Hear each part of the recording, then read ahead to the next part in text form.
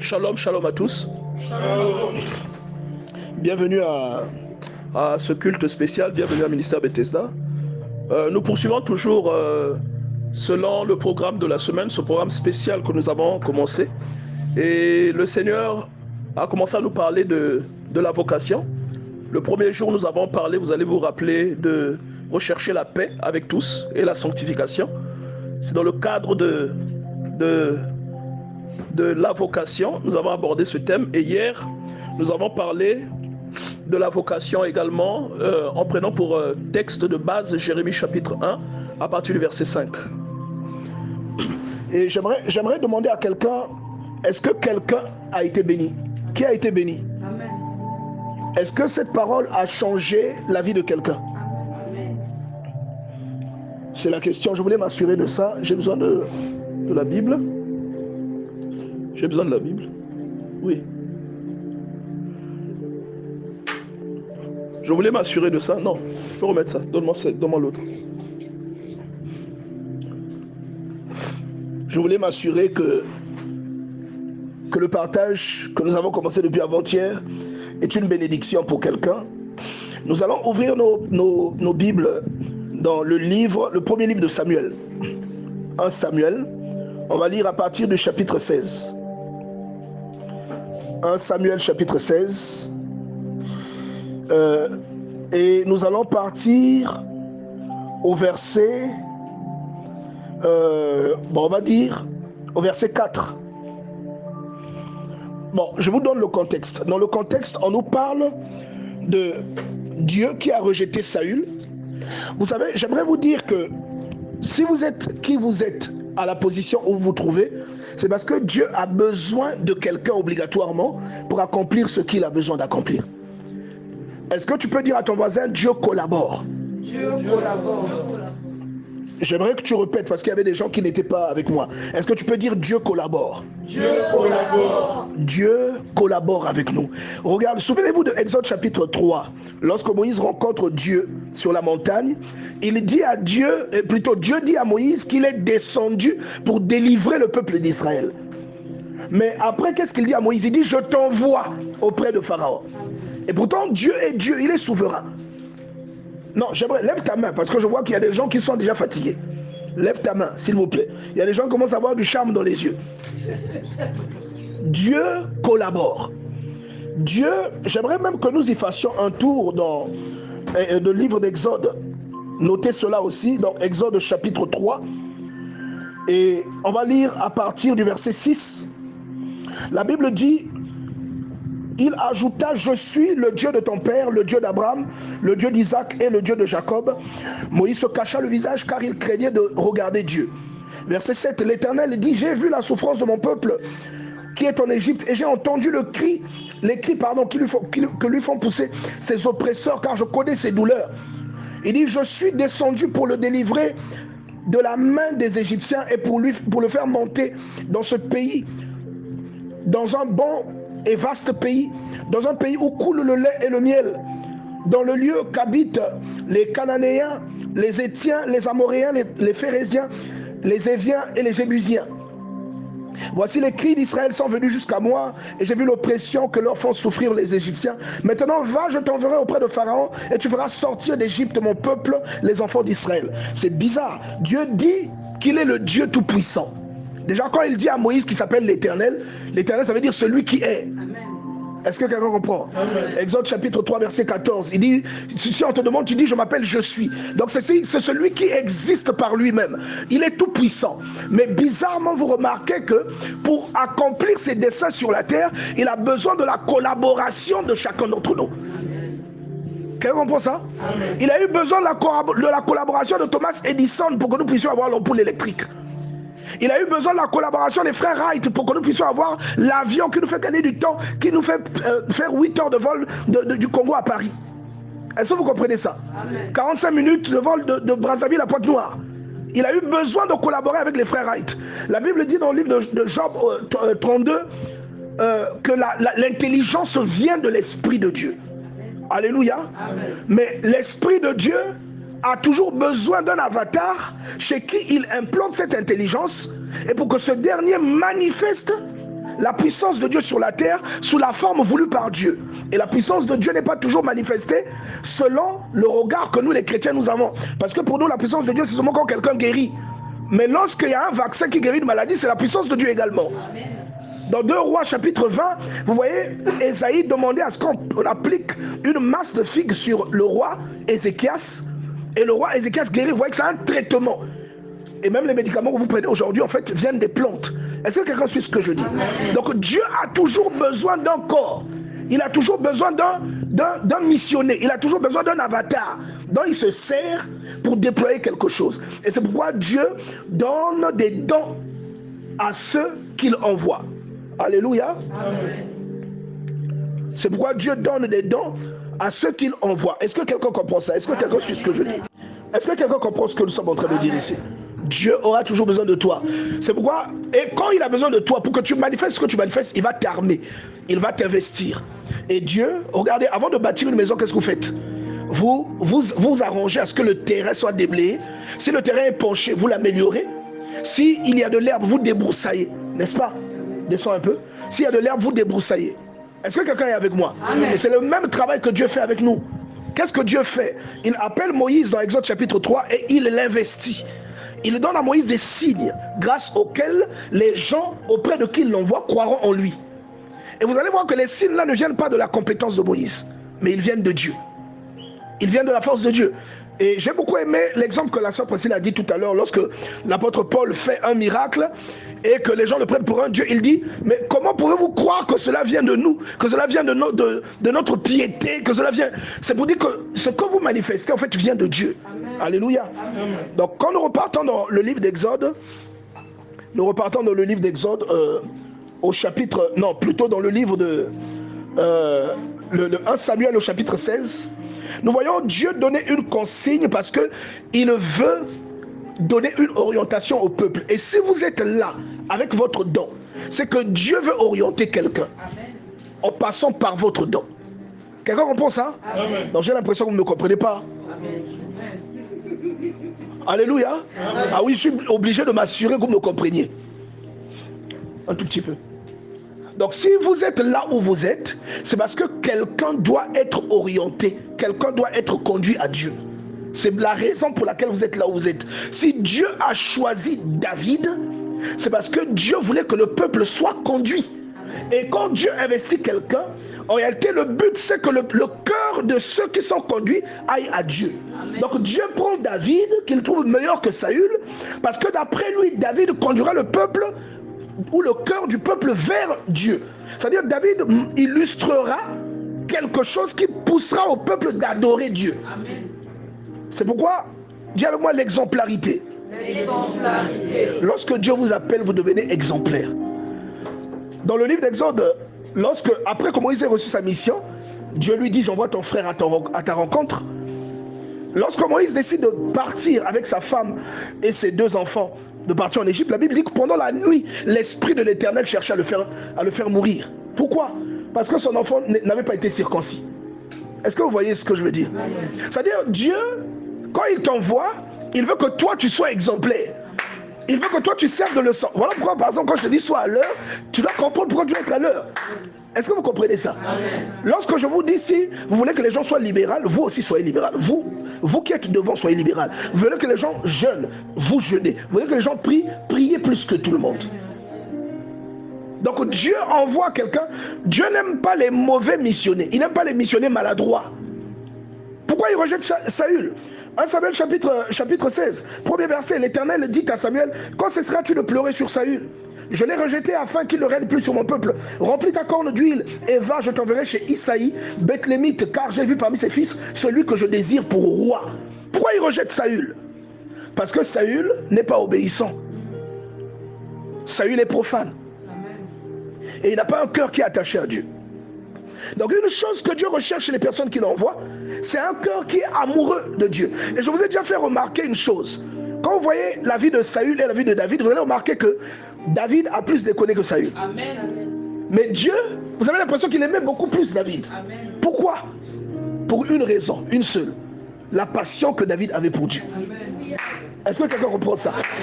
Vos défauts, regardez, vous êtes déclarés saints parce que vous avez reçu Christ. Christ en vous vous sanctifie. Mais vous aurez toujours des défauts.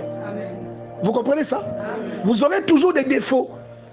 Vos défauts ne vous feront pas voir comme un pécheur devant Dieu. Regardez, Noé est déclaré juste. Mais un jour, Noé est enivré de vin. Il se découvre dans sa maison. Mais pourtant, il est déclaré juste. Est-ce qu'un juste peut être un soulard? Donc vous comprenez que c'est Dieu en vous qui vous justifie, n'est-ce pas? C'est Dieu en vous qui vous justifie. Maintenant, ce que Dieu voit, il ne voit pas vos défauts. Une fois que vous avez l'esprit de son Fils, il ne voit pas vos défauts. Mais il voit votre attachement à lui. Voilà pourquoi je vous disais de chérir ce que Dieu vous donne. Vous comprenez ça? Si Saül chérissait ce que Dieu lui avait donné, il n'aurait pas été rejeté. Saül a désobéi. Dieu lui a dit, va combattre Amalek, mais ne laisse aucun survivant. Mais lui, lorsqu'il est parti, qu'est-ce qu'il a fait? Il a fait des compromis. Il a tué ceux qu'il voulait tuer. Il a laissé le roi en vie. Il a laissé les moutons, les chèvres, le bétail. Il a laissé... Vous savez, quand la Bible vous parle d'un lieu, d'un peuple, puisqu'on dit quand tu sortais de l'Égypte, Amalek s'était opposé à toi. Sortir de l'Égypte, c'est la conversion. Amalek qui s'oppose à toi, c'est une habitude qui résiste à ta conversion.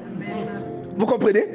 Dieu dit maintenant que tu es dans le pays promis, retourne, va attaquer Amalek, massacre-le. C'est peut-être une habitude qui est toujours en toi, malgré que tu as avancé avec Dieu.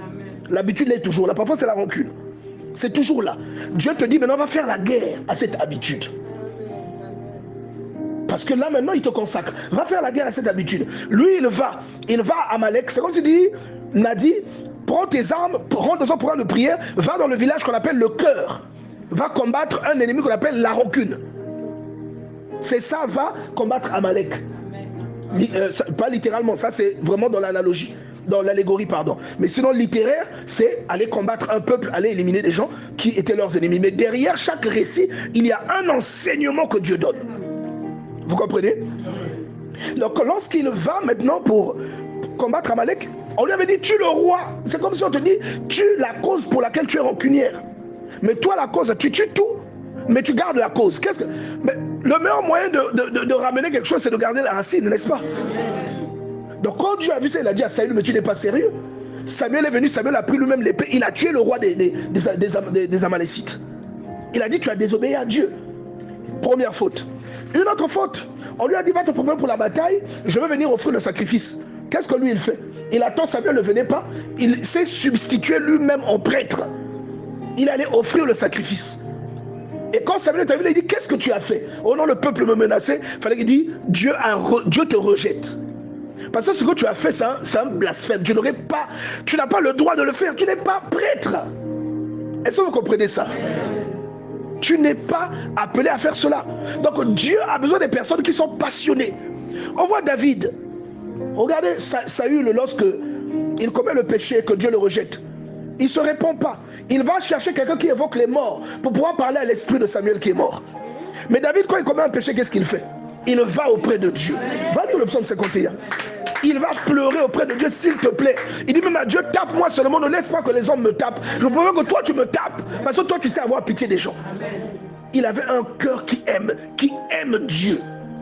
Et à ce moment-là, Dieu sait que tous les hommes ne sont pas justes. Nous sommes déclarés justes par sa grâce, par son Fils en nous. Vous comprenez? Mais néanmoins, il y a des choses qui distinguent les hommes. C'est la passion que nous éprouvons pour Dieu. Et là où nous sommes, je vous assure, nous n'aimons pas Dieu de la même manière. Il y a des gens parmi nous qui peuvent faire des sacrifices plus grands que certains à cause du nom de Dieu. Il y a des gens, quand il est question de Dieu, il peut dépenser même des millions. Mais il y a des gens, même 1000 francs, il ne peut pas dépenser. Il est évident que vous n'avez pas la même foi. Vous n'avez pas la même considération pour Dieu. Il va se voir donc 1000 francs, quelqu'un dans la prochaine. Alors que ce n'est pas ça. Est-ce que quelqu'un suit là où je suis? On n'a pas la même passion.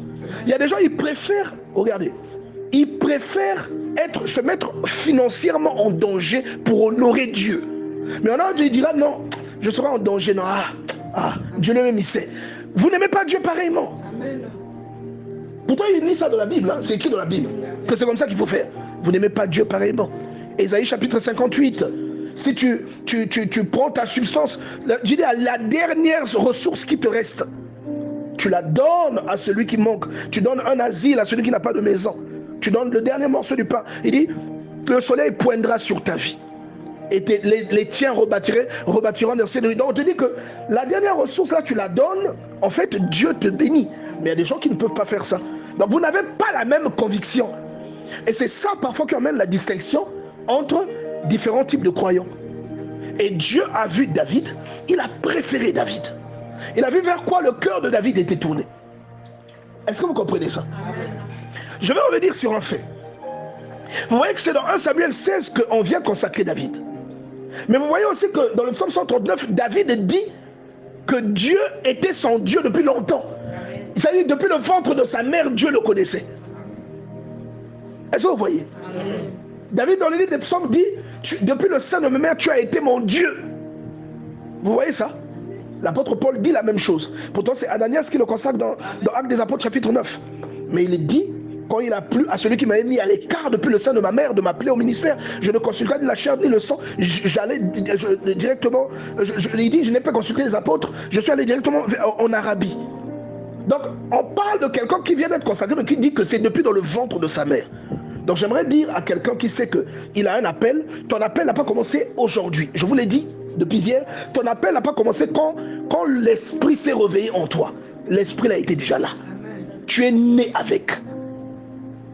Et je vais te dire que si tu as cet appel, c'est parce que Dieu recherche des gens qui peuvent conduire d'autres gens. Dieu recherche des gens qui peuvent nourrir d'autres gens. C'est pourquoi Dieu va donner 1 Corinthiens chapitre 12. Dieu va te donner toi la parole afin de nourrir ceux qui doivent manger la parole. Deutéronome chapitre 8, tout le chapitre. Après, Dieu va te donner à toi des songes afin d'avertir ceux qui doivent être avertis par Dieu. Dieu va te donner à toi le discernement des signes afin d'expliquer ce que les gens ne comprennent pas, d'expliquer même les songes que les gens font mais qui ne peuvent pas comprendre. Donc Dieu va disposer à chacun afin de constituer un environnement complet, de sorte que celui qui est bien entouré ne peut jamais ne pas connaître Dieu. Celui qui est bien entouré écoutera la parole du prédicateur, son cœur ira vers Dieu. Donc le but premier pour lequel Dieu vous donne un don spirituel, c'est à cause de Dieu lui-même d'abord. Vous comprenez? À cause de son royaume, pour le salut des âmes. Parce que s'il n'y a pas de salut, tout ça, ça sert maintenant à quoi? Donc le don, Dieu vous le donne, vous avez vu dans 1 Corinthiens 12, pour l'édification commune. C'est que vous soyez, ça dit que c'est pour que les gens soient édifiés. Votre don, vous ne verrez jamais un arbre manger ses propres fruits. Vous ne verrez jamais, vous avez un manguier, le meilleur fruit il a réservé, il commence à le bouffer lui-même. Non. Vous ne verrez jamais ça. Les fruits d'un arbre sont mangés par d'autres personnes. Vrai ou faux? C'est ça. Les fruits d'un arbre. Votre don doit être mangé par quelqu'un d'autre. C'est pour ça, vous voyez, comme ma victoire est là, je profite toujours. Parce que je dois manger. Est-ce que quelqu'un comprend ça? Non, le jaloux n'a pas acclamé. Hein? Le jaloux de moment victoire. Quand je vois le frère Even, je profite toujours, frère Even. Mais la chanson là, c'est quel accord? Je profite. Le don ne te profite pas à toi, il profite aux autres. Et moi aussi, il y a des gens qui me sortent. Chaque fois, pasteur, j'ai fait un rêve. Pasteur, j'ai fait un rêve. Pasteur, j'ai fait un rêve. Chaque fois. Il y a même des gens qui t'écrivent seulement quand ils ont fait un rêve. Vous pouvez faire même 3 mois, vous ne parlez pas. Dès qu'il fait un rêve, il t'écrit. Tu vois? Moi aussi, on me sort. Parce que j'ai ce don. Vous comprenez ça? Mon don profite premièrement à ceux qui sont autour de moi. Et vous voyez que Jésus-Christ, son don, il l'a déployé premièrement auprès de ceux qui étaient autour de lui.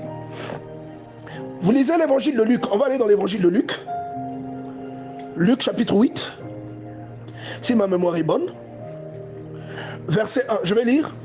Ensuite Jésus allait de ville en ville, de village en village, faisant quoi? Prêchant et annonçant la bonne nouvelle du royaume de Dieu. Vous comprenez ça? Amen. Il faisait quoi? Vous savez que Jésus, s'il voulait régner, il aurait pu être roi. De toute façon, vous avez vu qu'on venait pour l'enlever afin de le faire roi. Il s'est évadé, il est parti, il s'est éloigné.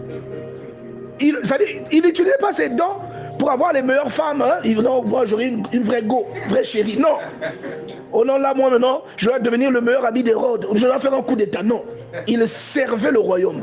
Parce que c'est à ça qu'il avait été appelé. Et je vous dis que si vous découvrez pourquoi Dieu vous a appelé, que vous servez, personne ne vous arrêtera. Vos ennemis deviendront les ennemis de Dieu. Vous comprenez ça? Il dit, les 12 étaient avec lui et quelques femmes qui avaient été guéries d'esprits malins et de maladies. Marie, dite de Magdala, de laquelle étaient sortis 7 démons. Et regardez, Jeanne, femme de Chouza, intendant de Rhodes, Suzanne et plusieurs autres qui l'assistaient de leurs biens. Donc parce que Jésus déployait son ministère, parce que Jésus déployait ses dons, il avait un métier, n'est-ce pas? Mais puisque son travail c'était annoncer l'évangile, Dieu a envoyé des gens le soutenir. Si vous avez un don, que vous le déployez pour les autres, Dieu enverra des gens soutenir votre don. Amen. Vous comprenez ça? Amen. Je répète, si vous avez un don, que vous le mettez à la disposition des gens, Dieu enverra des gens soutenir votre don. Vous pouvez voyager grâce à votre don. On peut vous payer un billet grâce à votre don. On peut vous louer une maison grâce à votre don. On peut vous offrir des vêtements grâce à votre don. Est-ce que vous comprenez ça? Amen. Que vous travaillez, que vous ne travaillez pas, cela est ainsi. Je ne compte pas le nombre de choses qu'on m'a offertes. Vous voyez ça? Grâce au don. Alléluia. J'aimerais vraiment que nous comprenions ça. J'aimerais aussi que nous allions dans Actes des Apôtres au chapitre 10. On va aller dans Actes des Apôtres. On va lire au chapitre 10. On va prendre à partir du verset 34. Actes 10. À partir du verset 34. Je vais lire. Alors Pierre, ouvrant la bouche, dit: en vérité, je reconnais que Dieu ne fait point d'acception de personne, mais qu'en toute nation, celui qui le craint et qui pratique la justice, lui est agréable. Tu comprends ça? C'est-à-dire, tu peux plutôt avoir la grâce. La grâce est dans ta vie, non? Mais si tu ne crains pas Dieu et que tu ne pratiques pas la justice, et que maman n'a craint Dieu, elle pratique la justice, elle sera plus bénie que toi. Elle portera plus de fruits que toi. Vous comprenez ça? Je sais que Dieu ne fait, en d'autres termes, il dit, je sais que Dieu ne fait pas de favoritisme. Dieu ne favorise pas les gens. Il ne peut pas me favoriser et puis il te défavorise. Non. Ce qui se manifeste, c'est le résultat de ce que toi tu fais et de ce que moi je fais. Vous comprenez ça? Il dit, il a envoyé la parole aux fils d'Israël en leur annonçant la paix par Jésus-Christ, qui est le Seigneur de tous. Verset 37, c'est le verset que j'aime. Vous savez ce qui est arrivé dans toute la Judée, après avoir commencé en Galilée, à la suite du baptême prêché par Jean. Vous savez comment Dieu a oint du Saint-Esprit et de force Jésus de Nazareth. Vous comprenez ça? Donc lorsque Dieu décide d'envoyer quelqu'un, qu'est-ce qu'il fait? Il lui donne le Saint-Esprit. Non, quelqu'un n'a pas compris cette parole. Ah. Si tu n'as pas le Saint-Esprit, tout ce que tu fais, c'est du forcing. C'est robotique, ce que tu fais. Tu es un robot. Il y a même des pasteurs qui sont... Ils crient beaucoup, mais rien. Des fois, la voix est partie. Mais la fièvre est toujours là. Amen. Il a imposé les mains à quelqu'un qui a la fièvre. La fièvre est toujours là. Amen. Quand Dieu envoie quelqu'un, ce qui se fait dans le ministère de cette personne, ce qui se fait derrière le don de cette personne, ce n'est pas la force ou l'intelligence de la personne, mais c'est le Saint-Esprit de Dieu qui se manifeste. Le Saint-Esprit révèle même ce qui est caché. Amen. Je vais beaucoup parler de ma victoire. Je suis allé chez ma victoire il y a 3 mois. Dès que je suis rentré, je me suis assis. Le Saint-Esprit a révélé ce qui était caché. Est-ce que vous comprenez ça? Amen. Dès qu'elle a révélé, moi aussi, l'Esprit m'a saisi. J'ai commencé à parler en langue. Est-ce que vous voyez? Amen. C'est le Saint-Esprit qui fait tout ce que vous voyez. Voilà pourquoi dans le psaume 51, vous voyez David dire à Dieu, après qu'il ait péché, ne me retire pas ton Saint-Esprit. C'est le Saint-Esprit qui fait tout ce que vous voyez un homme de Dieu faire.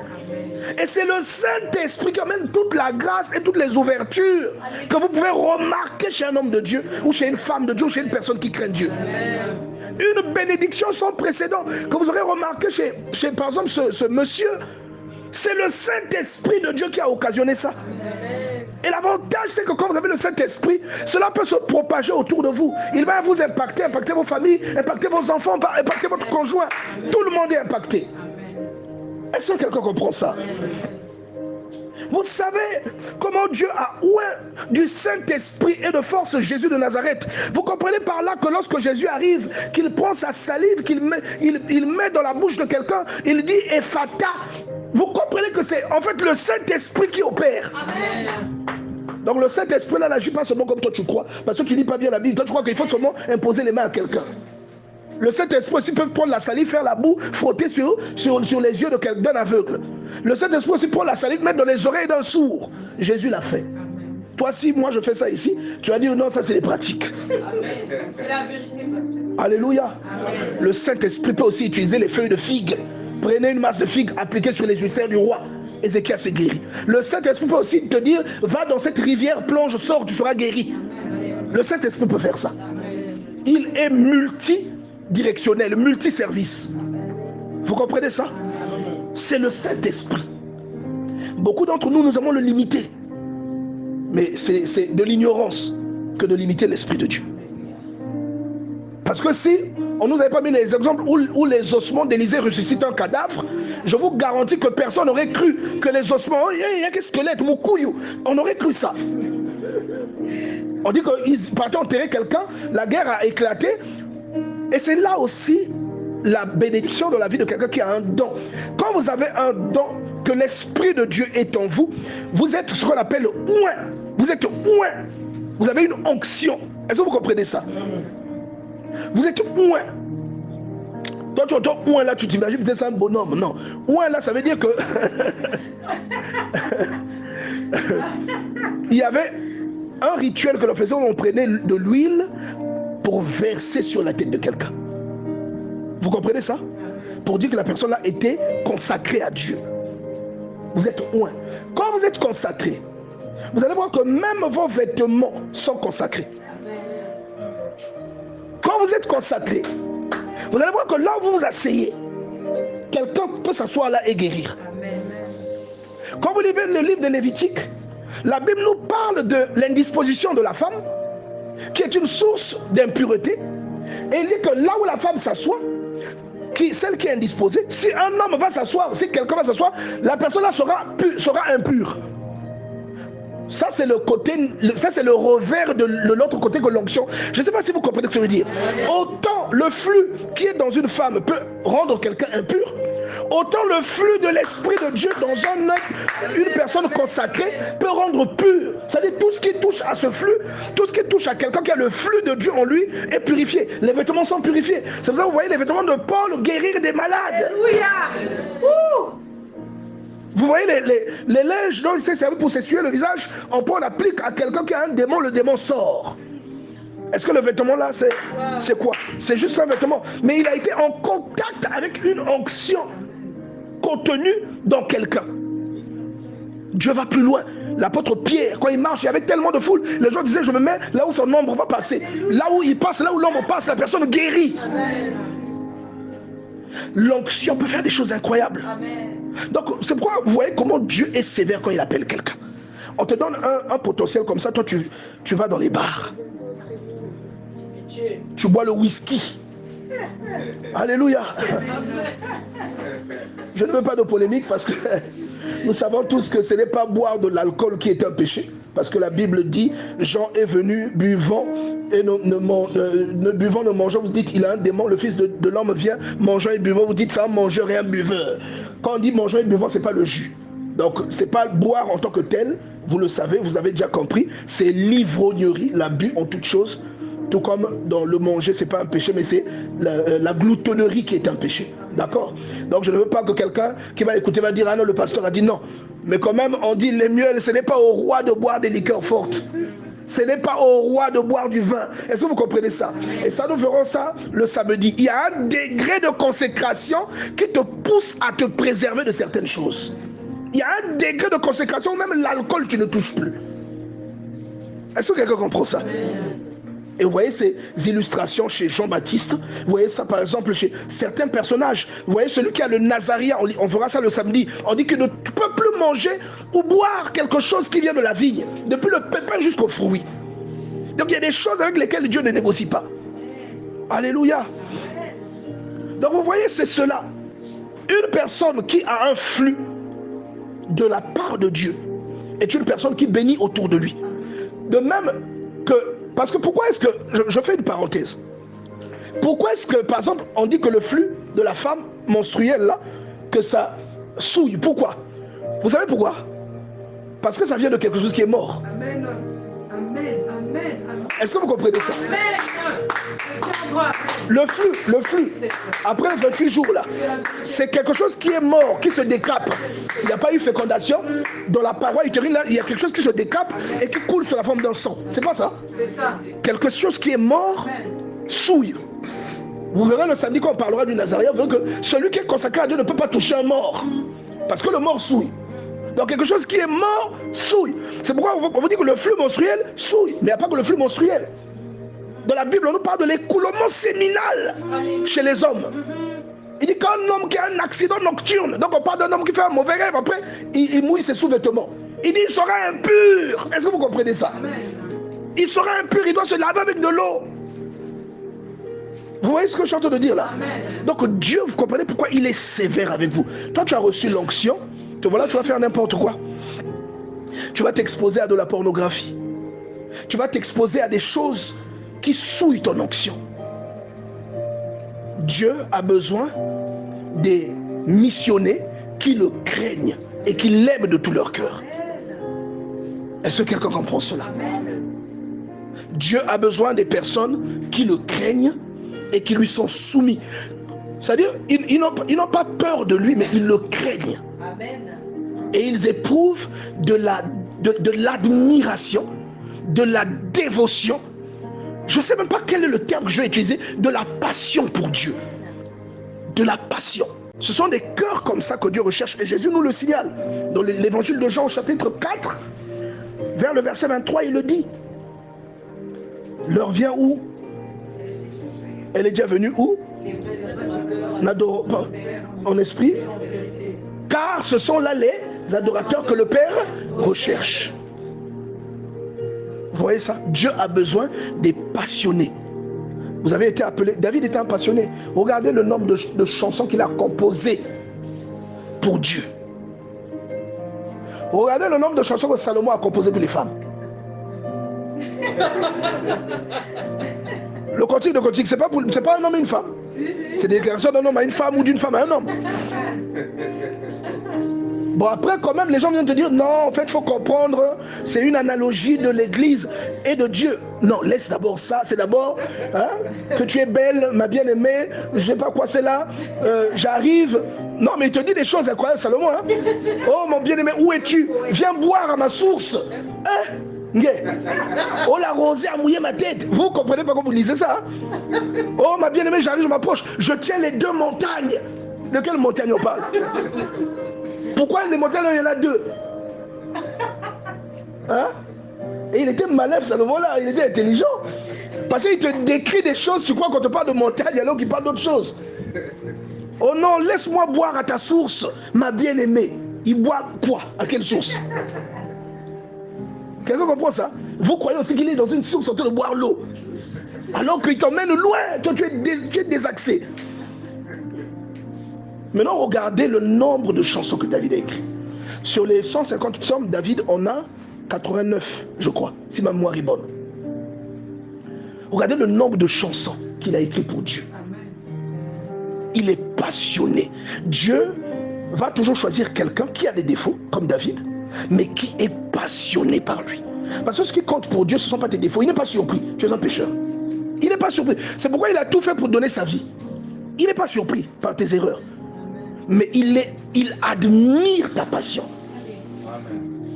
Est-ce que quelqu'un suit ce que je dis? Il admire ta passion. C'est pourquoi mettez l'accent sur l'amour. Moi, j'ai souvent des colères ou des reproches redoutables, fulgurantes. Mais ça dure que quelques instants. Juste après, je reviens avec beaucoup d'amour. Et j'encourage quelqu'un à être comme ça. Ne garde jamais la colère dans le cœur. Ne garde jamais. J'ai un truc à te dire, je vais te le dire. Après, je passe à autre chose. Parfois, toi, si tu es reculé, tu vas même croire que je t'ai gardé recul. Alors que zéro. Je ne suis plus là-bas. Je t'ai laissé à Ngoyo. Moi, je suis maintenant à Siafumu. Toi, tu traites toujours à Ngoyo. Que Dieu nous aide. Non, bien aimé. Dieu, c'est la raison pour laquelle il nous regarde avec beaucoup de sévérité lorsqu'il nous a consacrés. C'est pourquoi il frappe David pour en faire un exemple. Lorsque Dieu t'aime, il y a des choses que tu ne peux pas faire. Et Dieu ne va pas te choisir. Toi, quand tu te regardes, tu te vois rempli de défauts. Ça, on verra ça aussi quand on va parler dans Juge chapitre 6. On verra ça. Il se voit rempli de défauts quand il se regarde. Mais quand Dieu le regarde, il voit autre chose. Va lire le psaume 89, mon ami. Est-ce qu'on peut faire un tour là-bas dans le psaume 89? Faisons-y un tour. On repart dans le livre des psaumes, chapitre 89. Donne-moi une seconde. Dieu, c'est cela qu'il regarde. Quand les gens regardaient David, ils voyaient, bon, le type là, c'est un sanguinaire. Ce que Dieu ne refuse pas. Parce que Dieu lui dit, tu as versé beaucoup de sang. Dans le livre des Chroniques, il lui dit, tu ne bâtiras pas cette maison, ton fils la bâtira. Tu as fait beaucoup de guerres. Donc Dieu reconnaît qu'il a beaucoup tué. Mais Dieu l'aime. Tu vois un peu, il n'est pas surpris par tes défauts. Mais il admire la passion que tu as pour lui. Lorsque tu es un appelé. Alors, on va aller dans... J'ai dit quoi tout à l'heure? Voilà, psaume 89. On va dans le psaume chapitre 89. Regardez ce psaume. Psaume 89. Regardez. Bon, avant d'aller dans le psaume 89, allons d'abord dans le psaume 103. Psaume 103. J'aime beaucoup ça.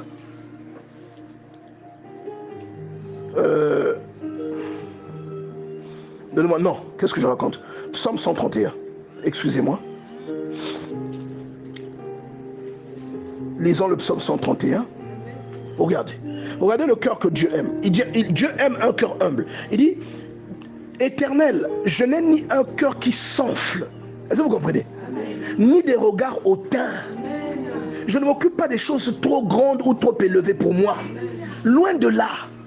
À l'époque, quand je commençais à lire, le psaume là, il n'a que 3 versets. Je ne le finissais pas. Je pleurais. Et vous ne pouvez pas savoir l'effort que je suis de faire. Les techniques dont je vous parlais tout à l'heure. Oh, je peux faire les cours, hein. J'ai augmenté, j'ai mis à 200 000. Il dit, je n'ai ni des regards hautains. C'est-à-dire, je n'ai pas un regard qui méprise les autres. Ni un cœur qui s'enfle. C'est-à-dire, je ne suis pas orgueilleux. Je ne m'occupe pas des choses trop grandes ni trop élevées pour moi. C'est-à-dire, je ne cherche pas à être qui je ne suis pas. Loin de là. J'ai l'âme calme et tranquille, comme un enfant sevré qui est auprès de sa mère. J'ai l'âme comme un enfant sevré. Donc il dit à Dieu, en fait, il y a des choses dans ma vie, il n'y a que toi qui peux les régler. Il y a des choses dans ma vie, il n'y a que toi qui peux les illustrer. Il y a des batailles dans ma vie, il n'y a que toi qui peux les remporter. Est-ce que quelqu'un comprend ça? Je vous emmène dans un autre psaume. On va aller dans le psaume... non, avant le psaume 89. On va aller dans le psaume... Donnez-moi une seconde.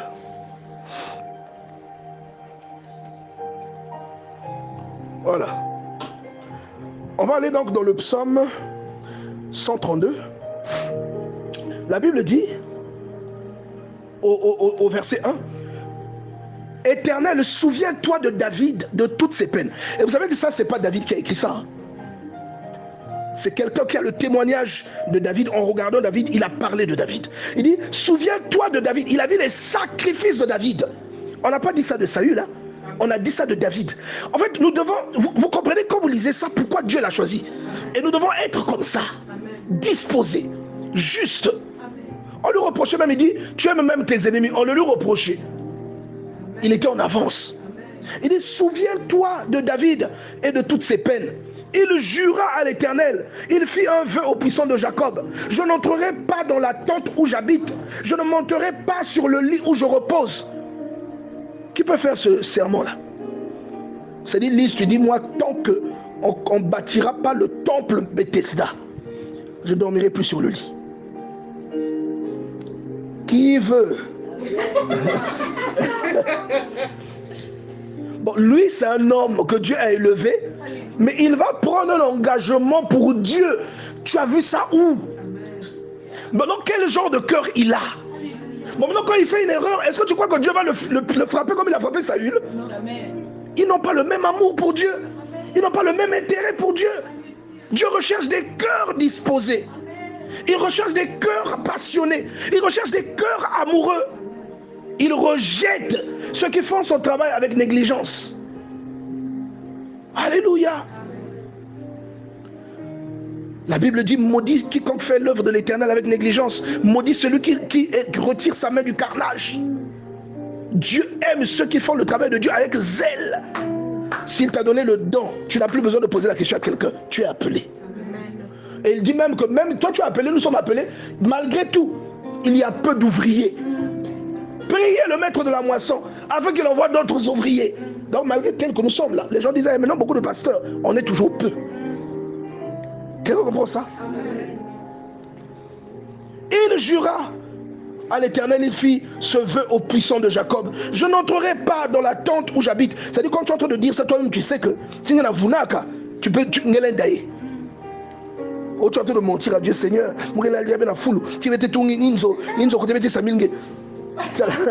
Si tu mens toi-même, tu sais que Fimbo,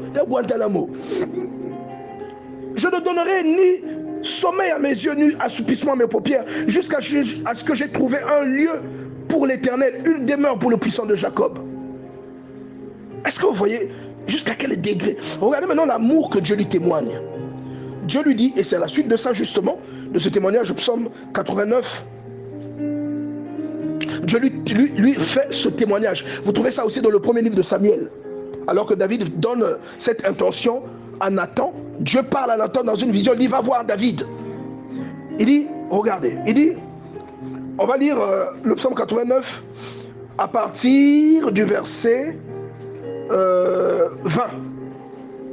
Psaume 89, verset 20. On va bientôt terminer, on va s'arrêter par là. Psaume 89, verset 20. La Bible déclare, au verset 20, alors tu parlas dans une vision à ton bien-aimé. Est-ce que vous savez ce que David signifie? David, le prénom David. Parce que vous, David Karadine, David Guetta, David Hasselhoff, hein? David Beckham. Vous savez ce que David signifie? J'étais en train de dire à Ange tout à l'heure, quand tu es passionné de Dieu, tu vas faire beaucoup de recherches. Beaucoup de recherches. C'est pas forcément, tous les détails ne sont pas dans la Bible, mais quand tu fais seulement des recherches, parce que tu cherches à comprendre, tu vas apprendre beaucoup de choses. David signifie bien-aimé, ou celui que Dieu aime. Vous comprenez ça? Mais attention, il n'y a pas que David, hein? Théophile aussi. Celui que Dieu aime, celui qui est amoureux de Dieu, ou celui dont Dieu est amoureux. Je porte bien mon prénom. Amen. Permettez quand même, permettez. Alors il dit, alors tu parlas dans une vision à ton bien-aimé, et tu dis, j'ai prêté secours à un héros, j'ai élevé du milieu du peuple un jeune homme. J'ai trouvé David mon serviteur, je l'ai oint de mon huile sainte, ma main le soutiendra et mon bras le fortifiera. L'ennemi ne le surprendra pas, le méchant ne l'opprimera pas. J'écraserai devant lui ses adversaires et je frapperai ceux qui le haïssent. Ma fidélité et ma bonté seront avec lui et sa force s'élèvera par mon nom. Je mettrai sa main sur la mer et sa droite sur les fleuves. Lui, il m'invoquera. Tu es mon Père, mon Dieu et le rocher de mon salut. Et moi, je ferai de lui le premier-né, le plus élevé des rois de la terre. Regardez ce témoignage. Je lui conserverai toujours ma bonté. En mon alliance, lui sera fidèle. Pourquoi Dieu lui dit tout ça? Pourquoi Dieu dit tout ça? C'est à cause du cœur. Dis à ton voisin le cœur. Le cœur. Recherche ce cœur. Le cœur de celui qui est passionné. Même quand on vient te toquer à 23h, tu ne boudes pas. Amen. Tu dis, venez, on va prier. Amen. Alléluia. Amen. Dieu aime le cœur de ceux qui sont amoureux de lui. Alléluia. Est-ce que quelqu'un comprend cela? Alors vous voyez Dieu rendre un tel témoignage à un être humain. Et on positionne David comme la figure du Messie. Comme la figure de Jésus-Christ. Est-ce que vous voyez cela? L'image du roi qui demeure et dont on parle à perpétuité. C'est pourquoi Dieu dit qu'il prendra le trône de David son père en parlant de Jésus-Christ. Après Jésus vient dire, mais pourquoi on dit que le Christ est le fils de David alors qu'il est au-dessus de lui? Quelqu'un comprend? Mais vous comprenez quand même que la leçon est passée. On compare avec le trône de David parce que c'est un règne incomparable. Un fou de Dieu. Et si vous avez un don, que vous n'êtes pas fou de Dieu, votre don sera un poids. Si vous avez un don, que vous n'êtes pas amoureux de Dieu, votre don sera un calvaire de votre vie. Et je vous dis que l'onction que Dieu va vous donner, l'onction là va vous combattre. Je vous ai souvent dit, l'onction a un revers. Vous voyez le revers de l'onction de David dans sa propre vie, lorsqu'il va coucher avec la femme d'autrui. Et il tue le propriétaire de la femme. Le Seigneur lui dit, pourquoi as-tu permis à mes ennemis de mépriser mon nom? C'est-à-dire, il ne voit pas seulement que non, mais il dit, toi, tu es un modèle. En faisant ça, on va me mépriser. Parce que moi, je suis ton Dieu. Donc toi, tu dois illustrer mes habitudes. Il me dirige près des eaux paisibles. Il me conduit dans les sentiers de la justice. À cause de ça? Non. C'est à cause du nom de Dieu que je suis juste. Parce que lui, il est juste. Bon, David, toi, moi, je suis ton Dieu. Mais tu vas faire des choses comme ça. Mais les gens vont me bouder. On va dire quel genre de serviteur j'ai. Parce que tu as fait cela, l'épée ne s'éloignera plus de ta maison. Vous comprenez que dans le plan de Dieu, ce n'était pas prévu que David vive les représailles. Mais il est allé chercher ça lui-même. Il a ouvert la porte, il a dit au diable, entre. Dieu lui a juste annoncé que ce que tu as fait, il dit parce que tu as fait ça, l'épée. Donc Dieu a vu les forces qu'il a déclenchées. Les représailles, le revers de l'onction. Il dit, toi tu as fait ça en secret. Moi je prendrai tes femmes, je vais les donner à un type qui va coucher avec tes femmes devant tout le monde. Et il ne savait pas que le type organisait son propre enfant, Absalom, qui va coucher avec les femmes de son père. Devant tout le monde, comme ça on l'a mis devant tout le monde. Montre aux gens que ton père c'est ton ennemi. Couche avec ses femmes. Et lui aussi il est allé le faire. Donc il y a des choses que vous vivez aujourd'hui. En fait, parfois, c'est vous qui avez ouvert une porte pour que la chose-là entre. C'est la vérité. Vous avez fait une chose qu'il ne fallait pas faire. Vous avez ouvert une porte et vous dites, Seigneur, tu ne m'aimes pas. Non, il n'a rien à voir avec ça. C'est vous. Est-ce que David pouvait dire à Dieu, tu ne m'aimes pas? Pourquoi tu as permis qu'Absalom couche avec mes femmes? Surtout, il y en avait une là, je l'aimais beaucoup. Et il pouvait dire ça. Il a fui devant son propre enfant. Mais comme Dieu lui avait dit, que ma fidélité, mon alliance sera fidèle. Dieu a pris son parti. Dieu a pris son parti. C'est pourquoi même quand tu vois un oint qui se trompe de direction, ne te mêle pas de cette histoire. C'est entre lui et son Dieu. Siba a maudit David. On dit homme de sang, c'est le sang que tu as fait couler qui retombe sur toi. Et Benajab veut prendre le couteau et dit, est-ce que tu veux que j'aille lui trancher la gorge? David lui dit non, c'est mon propre enfant qui est sorti de mes reins, veut m'ôter la vie, mais laisse-le me maudire. C'est lui me maudit, lui qui n'est pas mon enfant. Peut-être que Dieu lui a dit de me maudire, laisse-le me maudire. Et il a pris des pierres et lancé des cailloux sur le roi, pendant que David fouillait avec ses épouses et toute sa maison. Et Absalom a pris le contrôle de Jérusalem. Il a gagné le cœur des habitants de Jérusalem. Est-ce que vous comprenez ça? Mais j'aimerais, derrière ce récit, vous montrer aussi que l'appel qui demeure, c'est l'appel qui vient de Dieu. C'est Dieu qui avait voulu que David soit roi. Et il n'était pas question qu'Absalom soit roi. Il a été roi quelques jours et ensuite il est mort. Parce que ce que Dieu n'appelle pas ne subsiste pas. Si le don auquel vous aspirez, ce n'est pas Dieu qui vous l'a donné, vous casserez la gueule avec ça. Quelqu'un comprend ce que je dis ici? Mais si ça vient de Dieu, ce don-là va rester là. Il fera des exploits Les gens viendront soutenir ce don. Ce don vous emmènera loin. Il vous fera réaliser des projets que les gens n'avaient pas pensé que vous réaliserez. Le don, c'est aussi votre grâce. Dieu, quand vous vous regardez, vous voyez beaucoup de défauts.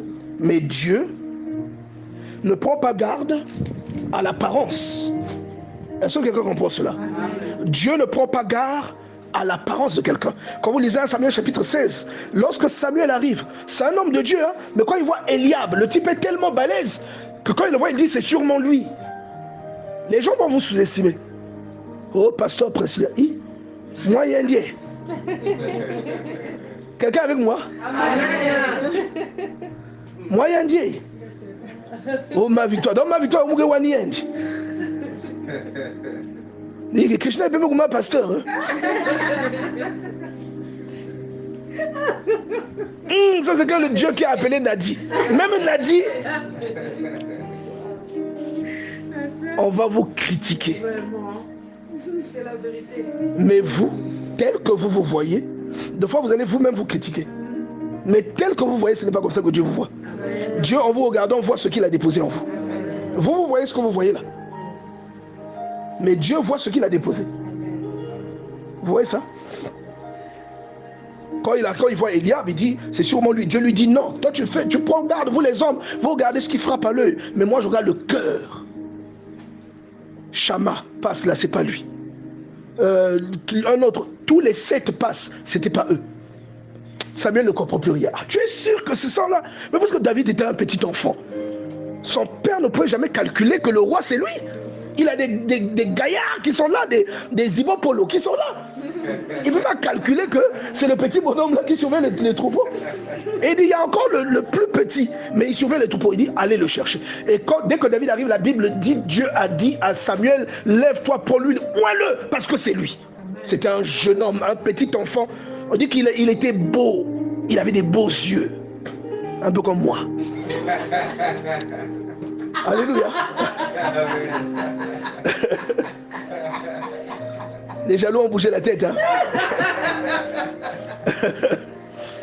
Alors il vient. Il dit, on va lire. Vous croyez que je mens? On va lire. La partie là, on dirait que c'est de moi qu'on parlait. Hein? 1 Samuel chapitre 16. 1 Samuel chapitre 16. Alors, on va lire partir du verset 11. Puis Samuel dit à Isaïe, sont cela tous tes fils? Il répondit, il reste encore le plus jeune, mais il fait paître les brebis. Alors Samuel dit, envoie le chercher. Isaïe envoya chercher. Or, il était blanc, c'est-à-dire il avait des cheveux jaunes. Hein, les cheveux, quand on dit un blanc, pas blanc, il y a Mungele, pas blanc, il y a, comment je peux dire ça? Pas B-L-A-N-C, mais blanc de B-L-O. Vous comprenez, non? L-O-N-D. Il était blanc, c'est-à-dire il avait des cheveux jaunes ou blancs, quoi. Des cheveux or, voilà. Or, il était blanc avec des beaux yeux. Vous voyez, non? Je vous avais dit ça. Et une belle figure.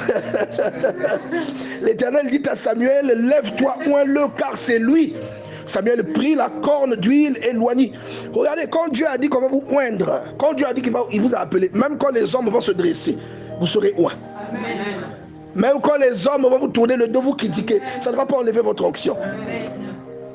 Pasteur, il a dit, tu es pasteur, tu resteras. Amen. Même si tu fouilles le titre là. Amen. Amen.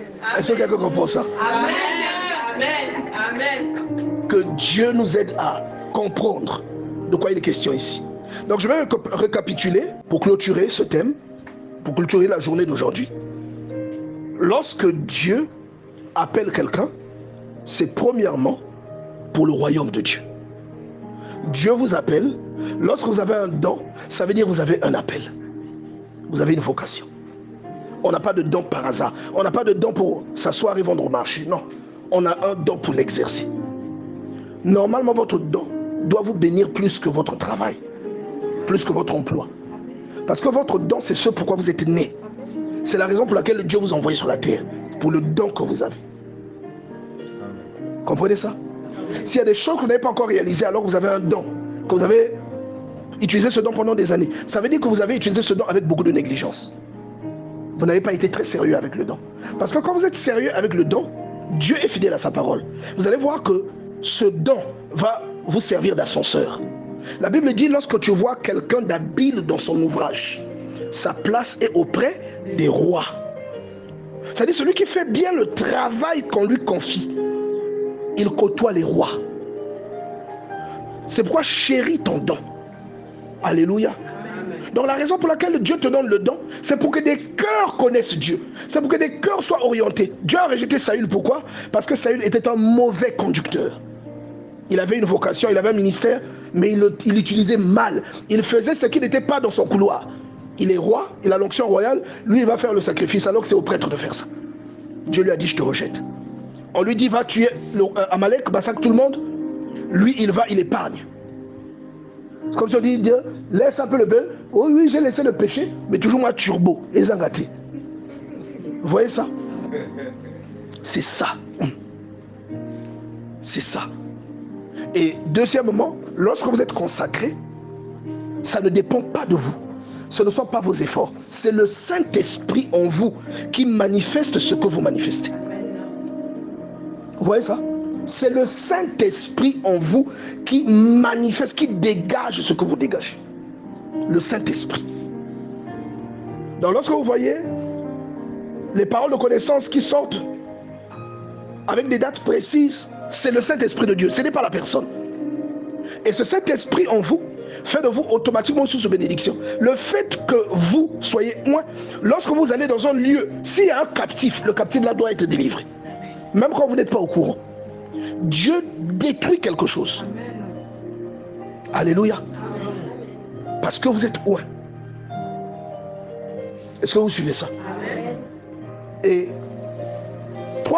quatrièmement, Dieu recherche pas seulement des individus qu'il va envoyer, mais il recherche des individus passionnés qu'il va envoyer. Il recherche ceux qui sont amoureux de lui. Parce que Dieu est un collaborateur. Dieu collabore. Lorsqu'il veut bénir quelqu'un, il va passer par quelqu'un pour bénir quelqu'un. Il a dit à Moïse qu'il veut délivrer Israël, mais il passe par Moïse pour que Israël soit délivré. Quelqu'un comprend ça? Donc si Dieu a dit il va bénir la sœur Priscilla, il peut passer par la sœur Ange pour bénir la sœur Priscilla. C'est comme ça. Tout comme quand le diable dit qu'il veut tenter la sœur Lise, il peut passer par la sœur Nadie pour tenter la sœur Lise.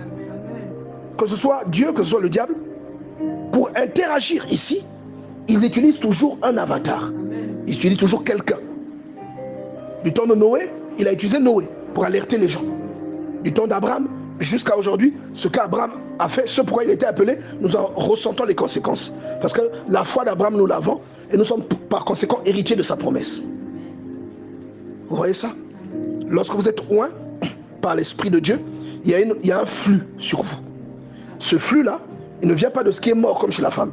Il vient de Dieu. Dieu est vivant. Dieu est la vie. Donc ce flux, en contact avec vos vêtements, sanctifie vos vêtements. C'est pour ça que vous voyez Jésus, il laissait les gens toucher. Et les gens disaient que je touche son vêtement. À part la femme à la perte de sang, comme vous dit la Bible, beaucoup de gens touchaient les vêtements de Jésus pour être guéris. Vous voyez, Paul, les gens prenaient le linge qu'il avait utilisé quand il n'était plus là. Et ils appliquaient sur eux-mêmes. Et ils guérissaient. Je me rappelle quand on était à l'université, même quand j'étais au lycée, ma soeur, quand elle était malade pendant toute cette période, elle était malade de 4 ans, elle venait souvent dans ma chambre. Elle disait quand elle venait dans ma chambre, elle se sentait apaisée. Est-ce que vous comprenez? C'est en rapport avec comment j'étais, comment je me conduisais. Vous voyez ça? Donc Dieu nous aide à comprendre toutes ces choses. Et aussi, lorsque quelqu'un est passionné de Dieu, les fruits qu'il porte sont beaucoup plus grands, sont beaucoup plus expressifs que les fruits de quelqu'un qui a pourtant la grâce de Dieu, mais qui n'est pas autant passionné. Et nous avons vu l'exemple de Saül et de David. C'est pas pareil. Dieu honore la passion que tu as pour lui. Quelqu'un comprend ça? Dieu honore, valorise, te bénit à cause de la passion. La passion. Tu as de la passion pour Dieu, tu ne seras pas comme tout le monde. Je vous dis la vérité. Je ne parle pas du robot qui crie tout le temps. Je parle de quelque chose qui se passe dans le cœur. Alléluia. Qui t'empêche d'aller vers ce qui n'est pas bien, qui t'empêche de critiquer tout le temps, qui t'empêche de penser du mal des autres, que lorsque quelqu'un est béni, toi tu commences à ressentir de la jalousie. Je parle de ce côté-là. C'est une crainte qui vient sur toi. Amen. Que Dieu nous aide à comprendre cela. Demain, nous allons aborder l'histoire de Gédéon. Je vais voir, puisque je n'ai pas terminé l'histoire de David, je verrai comment commencer par David et aborder Gédéon, pour que vous compreniez que vous n'avez pas besoin de vous regarder tel que vous regardez, mais tel que Dieu vous voit. Alléluia. Est-ce qu'on peut acclamer le Seigneur?